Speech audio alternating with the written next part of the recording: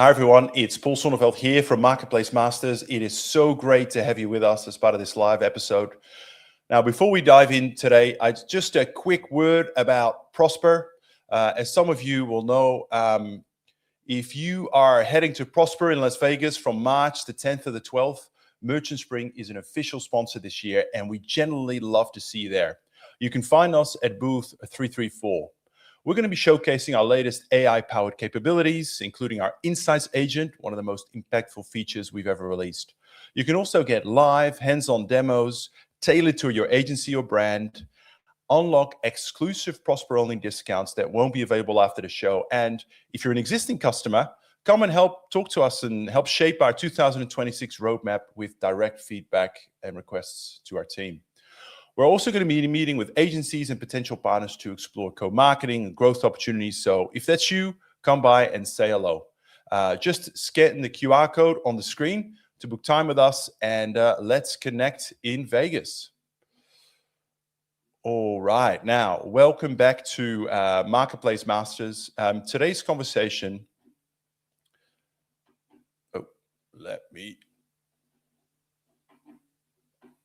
Let me start that again. Oh, experiencing a few technical glitches here. All right. Welcome back, everyone, to Marketplace Masters. Apologies for that glitch up there. Today's conversation is about something that many large CPG teams really struggle with on Amazon, not because they lack effort or expertise, but because their operating rhythm really hasn't evolved with the complexity of their business.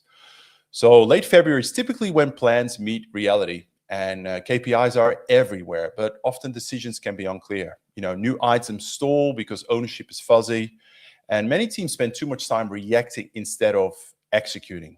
So quite a few challenges there. Now, to help me unpack this today, I'm joined by Dante McCrary-McLean. Just a little bit about him. Dante has led Amazon and e-commerce transformation from both sides of the table, working with global brands like Unilever, Newell Brands, and Hershey, and later serving as the vice president of Amazon Media at Flywheel Digital, where he helped lead a 200-plus team in their media organization. Today, he's the consultant and co-founder of Wilsey McLean Advisory, advising brands and agencies on building clear operating models, decision frameworks, and durable capabilities for modern e-commerce.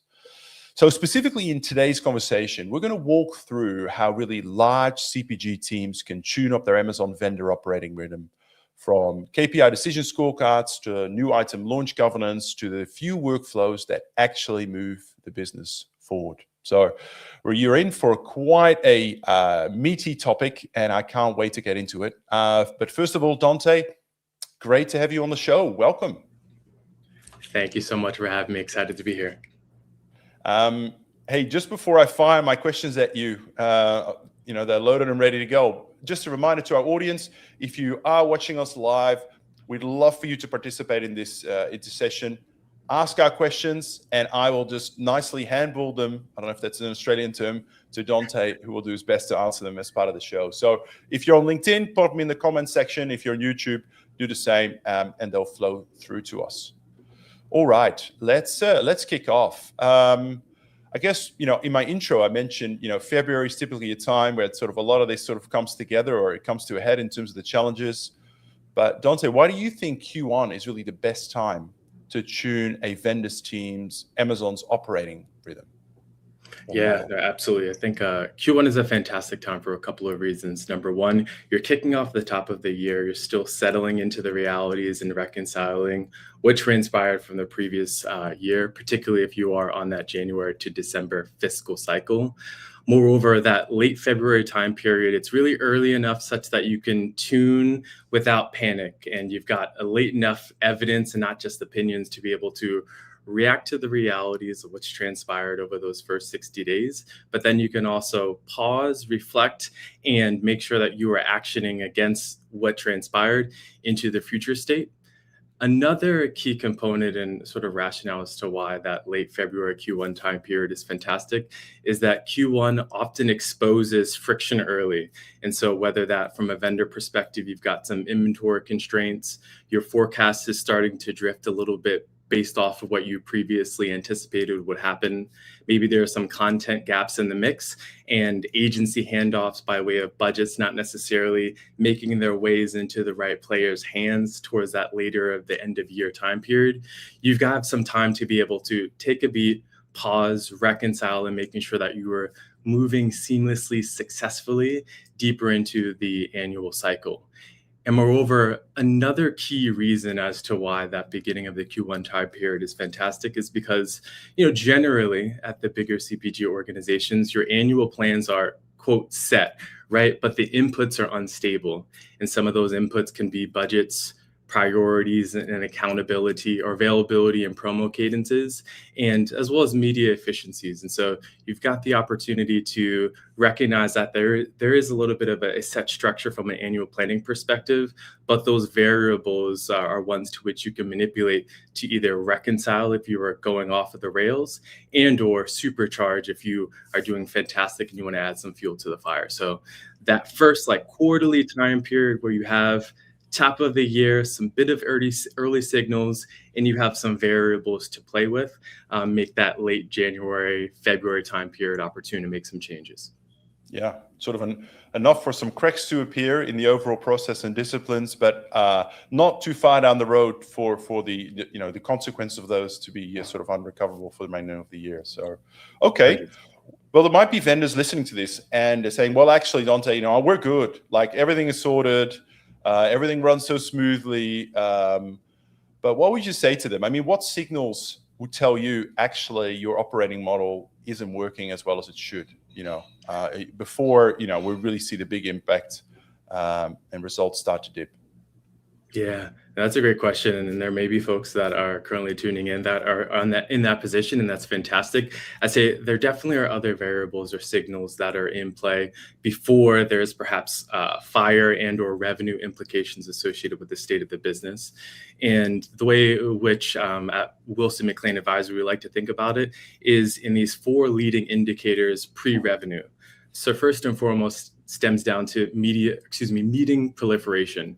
And what that entails is more meeting forums and fewer decisions. And so if you are, analysis paralysis and or building decks just for deck building purposes, and that is the general nature and really the structure and the rhythm that you've got, although the business is in a healthy position, you may want to take a beat and pause and scrutinize. Why is it that we are meeting internally so frequently without making decisions and actionable changes as a result? And so that first pre-revenue signal is all about meeting proliferation. The second bit in terms of early indicators pre-revenue is around escalation frequencies. And as someone who sat on both sides of the table, be it the likes on the brand side as well as on the agency side, fire drills absolutely exist. However, what you don't want is this perpetual cycle of leaders and or core teammates consistently being dragged into operational problems. This may manifest in Slack chaos and or a lot of different activities that are keeping your teams away from the ball or the focus. And that escalation frequency is, I'd say, the second pre-revenue indicator. The third one that may come up includes the likes of duplicate reporting. Perhaps there's no shared source of truth, and there is mismanagement and or lack of clarity with regards to what's the focus, what's the data, what's the North Star. And again, that could be a pre-revenue signal if the health of the business is stable. And last but not least, and this ties to movements from an inventory and your product assortment perspective, and that's by way of launch delays and accumulations of those missed gates tied to innovation and trying to bring a product to life. And so the persistence of some of those pieces happening time and time again could manifest in revenue implications, but you want to take a beat. One practice that we always advise individuals to do, it's called a fire drill test. And so what you can do is you can ask your teammates, how many fire drills did we actually have over the last quarter? And were they identical to the fire drills that we are currently experiencing? If that be the case, triaging and looking inward by way of the processes, cross-functional collaboration, and things that are sort of underpinning the frequency of those fire drills, and try to root cause and put some solutions at play there. Yeah, that absolutely resonates. In fact, when you started to answer that question, memories started flooding back from some of my corporate experiences. Spending a lot of time in meetings, producing decks with kind of just show and tell, but no decisions. All of those efficiencies, and then to your point later about nothing is happening, right? Things are getting delayed. So I'm sort of glad you spoke a little bit about kind of like internal presentations and presenting things, because that sort of gets us into the next topic I wanted to explore, which is around KPIs. Right. There are so many things, and so I think there's a tendency, as you sort of alluded to for particularly large organizations to focus on everything and perhaps even the wrong things. So my question to you, Dante, is this: like, how do you, as you're working with your clients, right? How do you work with them to pick the right, 6 to 8 KPIs that actually drive decisions and not just reportings, or not just there to fill up slides in a deck? That's a fantastic question. And I'd say we isolate the decision making associated with selecting those KPIs on 3 core questions. And you really have to look inward and be diligent to make sure that you can answer to and respond to these questions, because if you can't, then there may be mismanagement and or lack of efficacy on selecting said KPIs. And so one of the first questions that you should seek to select is, does someone own the actual KPI, right? When it is measured, it often matters, but the measurement and it mattering is only as good as the execution once you've identified and or tracking that KPI. So first question is all about, does someone actually own the KPI? The second is the likes of, is there a threshold that triggers a decision? And so whether that is a red, yellow, green related thresholds associated with if KPI moves across or too low, what are those trigger points and who's going to enact that decision? And then the third bit, or the third question is all about, does a change in the metric, what happens, or does a change in this metric change what we do? If the answer to any of these questions are no, based off of the KPIs that you are earmarking, you may want to cut that KPI, because it's not purposeful, dutiful to select a KPI just for vanity metrics. At an aggregate level, if you are a large branding or CPG, you should be striking a tune with respect to, how am I ensuring that I am delivering against profitable growth, so sales and share, and really emphasizing the likes of profitability, and making sure that you have clarity of who's owning that KPI, because there are so many different that could be tracked underneath that, tied back to those 3 core questions, I'd say are the fundamentals.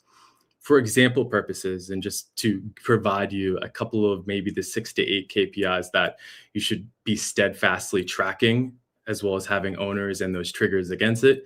It includes your ordered revenue versus your plan. So of course, everyone must be accountable to some form of delivery of a number. In-stock level, as well as availability, because we are working in an environment to which consumers are looking for the ability to transact and to get these products, but the transaction is only good as the ability for it to be serviced and its availability. From a new item perspective, right? You should be making sure that you're ramping up accordingly and making sure that there's a visibility with respect to the velocities of them against your forecast. Media efficiency, whether it's the likes of either, from a ROAS perspective, incrementality, or the new to brand rate. And again, these are just high-level KPIs you'll need to scrutinize based off of the job to be done per each of your respective campaigns. Your content quality and your search ranking also is a key KPI. And then from an operational efficiency and just overall financial health perspective, your chargebacks, your PO rates, and all the other added costs and benefits of servicing and satisfying consumer needs through Amazon are ones to which you'd be laser focused on. So those are just examples. Big North Star is sales and share and profitable growth, and really asking yourself internally those 3 core questions with respect to the KPIs. Are they the right ones? Do we have accountability? Do we have triggers associated with them?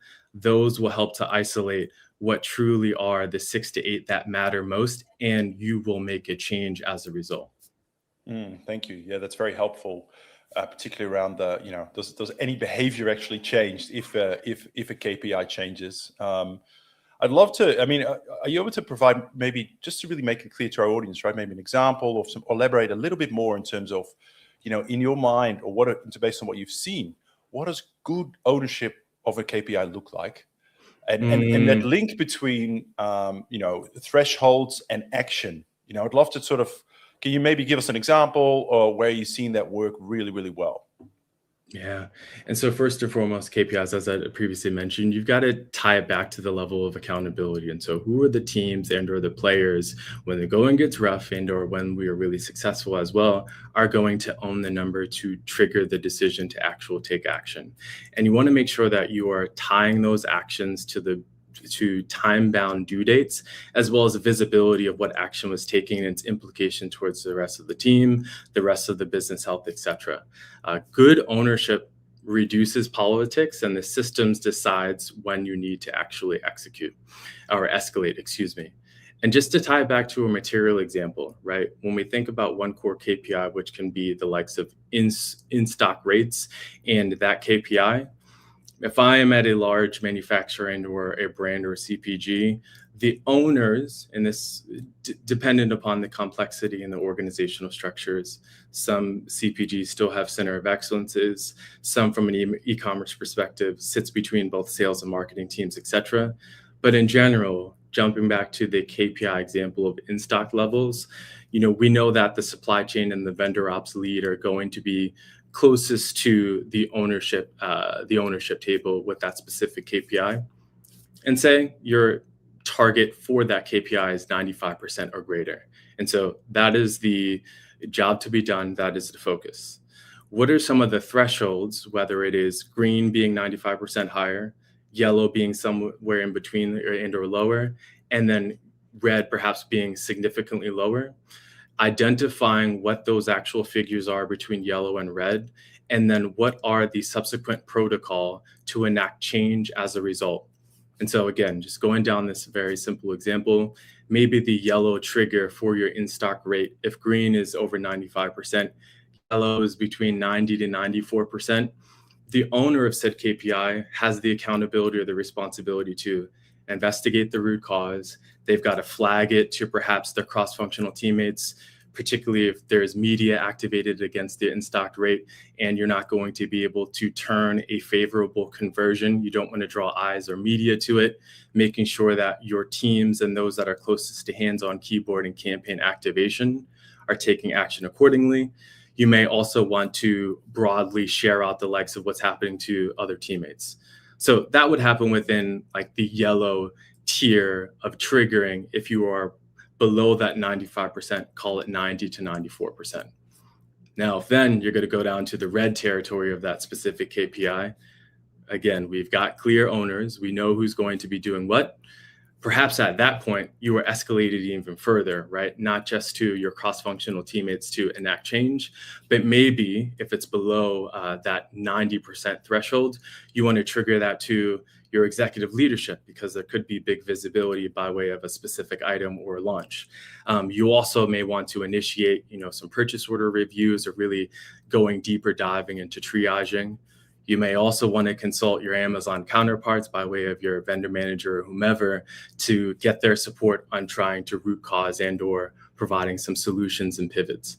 And so that's sort of the ways of working when you think about, the action plan associated with a KPI, the ownership, and having those triggers by way of your green, your yellow, and your red, and what actions will need to happen on each of those instances. So easy and rather easier said than done, but the diligence associated with who, when, why, and how is critical for operations to really scale when there is so much happening at once within your Amazon business. Absolutely. And the thing that strikes me as you're explaining, particularly the action piece, that there are such cross-functional communication involved there as well. I think there wasn't a single example where you weren't sort of saying, well, we need to talk to marketing to make sure we don't drive unnecessary exposure to all these things, which sort of, brings me back to some of the biggest pain point that is, certainly we've spoken about on this show a lot, which is around, coordination, within these large CPGs, this age-old problem of preventing silos and how do you engage collaboration and structure and all of that. So I wanted to sort of steer the conversation in that way. And, I guess when it comes to kind of, readiness gates and the like how should teams really structure, those readiness gates, maybe in relation to sort of new product launches across kind of retail, media, scale? Like, how do we orchestrate everything such that, we have a well-functioning internal org? Yeah, it's a great question. And so when I was on the brand and the CPG side, I know in yesteryears when e-commerce was really scaling and it was just a disparate team, small and mighty crew, there was this notion of e-commerce evangelist. And I frankly take a lot of pride in the work that I've done on both the brand side and the agency side of being an entrepreneur, because to your point, it does require a degree of cross-functional collaboration in terms of communication and action, perhaps much more complex in the e-commerce space than in other functions at an organization. And so, first and foremost, you got to recognize that that is the focus. Digital is no longer sort of an offshoot small team, particularly in these bigger CPG organizations. It is a through line. The consumers interact in their journeys and their buying experiences are not isolated just to one channel. It is a connected experience. And so, yes, it is a tall challenge, but I think there's a lot of pride that can come as a result of being that connective glue across an organization. And specifically getting at your question, right? And so relative to new item launches, we like to think about structuring readiness broken down into the retail side or retail readiness, then media readiness, and then the scale readiness as well. And so those three prongs and sort of making sure that there is appropriate stage and actions for each of those is what make new item launches successful. And call it gate number one, or on the retail side of the house. What are some of the steps and or protocol associated with that? Relative to Amazon, it is around making sure that the actual ASIN is live. So there is a lot of diligence associated with the setup behind the scenes to make sure that it's live and suppression free and things of that nature. Content is absolutely critical, particularly content in a world to Rufus has major implications in the buying experiences and consumer behavior is shifting as they are engaging with the search bar differently, as well as LLMs and other different tools. Your in-stock levels and making sure that there's actual product availability, reviews, your pricing, and making sure that there's diligence such that you can competitively win depending on your strategy. And all of that needs to be clearly articulated by way of owners internally, as well as with their your agency partners. And so all of those steps in terms of new item fall underneath the retail readiness gate. The second gate, right, and I come from, and we come from the school of thought such that you don't want to draw media activation until there is a really strong hold on the likes of retail readiness. But once you are there, and once you are starting to see that demand, then you move to gate number two, and that's really all about media readiness. And so making sure that your campaigns by way of search and DSP, and even more broadly, depending on the category that you're playing in and the media strategy that you want to articulate, making sure that that is built and structured accordingly, making sure that you've got clarity from a budgetary perspective on how much you need to spend and what is sort of the tipping point associated with when you spend more, making sure that you have your content score appropriately signaled, and then a true test and learn, as well as leveraging clean rooms such as AMC from the Amazon side of the house to make sure that you can be even more descriptive and granular from an audience targeting perspective. All of those and more, call it, sit within gate number two, which is around media readiness within the context of a new item launch. And then gate number three is all about your scale readiness. And so this just really necessitates the likes of close collaboration with respect to, here's our plan, here's how we're doing, how are our velocities tracking, how is our supply chain health tracking? How are we performing from a retail media perspective versus our benchmarks? And then what are the decisions that we need to fluidly make as we are calibrating success across the plan, whether it is sustaining, scaling, pausing, etc., and having a really tight test and learn repository such that at the end of a new item launch, you are learning from things that were successful and also learning from the fail forwards. So structurally, those are the 3 gates that we have developed and sort of approach from a new item perspective. The gate number 1, which is retail readiness, gate number 2, which is around media readiness, and then gate number 3, which is around the scaling readiness and the mechanisms and the tools and the collaboration that need to happen to move through each of those gates. Thank you. That's a fantastic framework to think about how you manage, how you sort of drive results, and how do you get the fundamentals right before moving on to the subsequent gate. So that's a really useful framework. We're almost out of time, and I've got 2 questions left that I'd love to sort of throw in there because we often get asked these. The first one is cadence and meetings and internal communication. Let me ask it differently, which is weekly huddles or daily huddles or stand-ups, yay or nay when it comes to large CPG corporates? Thinking about the point you made really at the start of this, like, talk fests and slides and PowerPoint presentations, and another meeting where nothing gets done and no decisions are taken and the like. So within that context, weekly huddles, yay or nay, and if yay, how, right? Yeah, I'd say yay. Totally down for an efficient and effective weekly huddle. And so just to hit it in the upfront, that weekly huddle is not a status meeting, it's a decision meeting. Much like sort of the theme that I'd hit in the prior question, you want to run and focus on the exceptions list, not necessarily, it's not a full business review, and it's not talking about the steady eddy and or where you are hitting the marks in terms of expectations. Your agenda should be clear, should be tight. It should have an amalgamation of a decision log associated with what happened, walking through launch gates and sort of progress points and triaging activities, including those that are decision makers and have the authority and or have remit over the teams to enact change, so that at the onset of the meeting, you leave it with clarity of what are the exceptions, clarity of who's going to take action and by when. And then when you come back to the subsequent meeting, by way of it either being asynchronously in between the next week and or the week after, that you truly have action and you're moving the needle forward.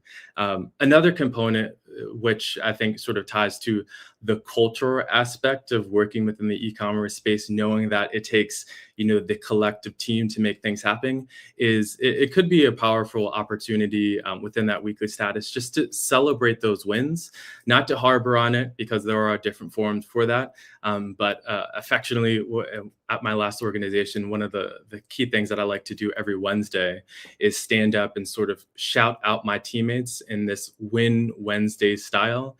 And it is a virtual and or perhaps in-person high five when things are going really well. And again, you want to celebrate and you want to triage acknowledge and take action to the exceptions and make sure that there is action there. But then also making sure that there is diligence in celebrating the wins throughout those forums, but just make sure that you're tight on your timeline. So in short, yay for the weeklies, the rigor, the action, the ownership, and leveraging asynchronous and synchronous levels of communications to move things forward makes them effective use of time. Thank you. That's a yes just for our audience, but there is definitely there's some real tips that Dante just shared about how you really make them as effective as possible. Don't take it for granted just because it's called a stand-up or a weekly huddle, they're going to be efficient. You have to make it work. Okay, last question. We're at the 30-minute mark. So Unfortunately, we have to say goodbye very soon. But I want to talk about this last question, which is about continuous learning and reviews, right? I've been in organizations and a year goes on and, it used to be around like seasonal planning, right? We used to make the same mistakes around seasonal planning because somehow there was no learning loop, right? Maybe that was just the organizations that I worked for, but in your mind, in the context of CPGs and particularly winning on, Amazon on the vendor platform, what is a sort of a high functioning learning loop across content, supply, and media look like in practice? Yeah. And so in practice, and I love this question because there is so much continued change happening within the space of e-commerce. And I touched on it very, very briefly with respect to agentic commerce. And so where I love this is because it is a fantastic challenge point on scrutinizing, do brands and or organizations, have they done the brilliant basics in the ways in which they may have touted it externally? And so the brilliant basics from an SEO and AEO perspective are the foundational grounds for agentic commerce and what that will look like in its disruptive nature moving forward. And so learning pathways are critical to that, because as we are leaning into agentic commerce, there is a ton of testing and learning. Practically, from a review perspective, I'd say you can utilize those weekly huddles as a way in which you are making sure that you're statusing against the exceptions. Another key aspect that I've seen successful is doing a cross-functional, internally focused quarterly review against what you said you would do, what you have learned as a result, and how you are taking those learnings and applying it to the subsequent quarter. That QBR is something to which I definitely felt an experience when on the agency side of the table, and agency partners would conduct that same experience and making sure that their client points of contact had clarity in the value that they were providing and what's around the corner. But from an Amazon vendor perspective internally, I'd say I've had a lot of positive experiences in making sure that you are coordinating those forums, you're educating, and then you are democratizing the information on the fail forwards in some form of either like an internal website, so that everyone has access to what's been successful, what perhaps wasn't successful, and then you can move forward. And so I'd say learning pathways are absolutely key. Making sure that it is done in a regimented manner, especially because there's continued disruption within the marketplace, is key. And then celebrating wins is last but not least, because just tying back to the cultural aspect in the space that we operate in. Fantastic. Thank you so much, Dante, for closing us out. Totally. I think our whole conversation was really, a really clear and grounded look on how large CPG teams can really bring discipline back into their Amazon operating rhythm. So thank you so much, and I look forward to doing more with you in the future. You bring a wealth of knowledge, and I feel like we're just touching the surface there. But I appreciate you coming on and being so generous with your knowledge today. Thank you so much. Hundreds. Thanks for the opportunity. All right, everyone, that brings us to the end. For everyone who joined us live, thank you so much for joining us and giving us your time. If you're watching the recording, this is one of those sessions with sharing with your broader Amazon supply chain or leadership team. So I encourage you to go ahead and do that. Most Amazon issues aren't new, they're repeated, and fixing them doesn't require more dashboards, but better decisions, clearer ownership, and simpler ways of working. So I hope this was useful for you. Thanks again for joining us on Marketplace Masters, and I can't wait to see you at our next live session. Take care.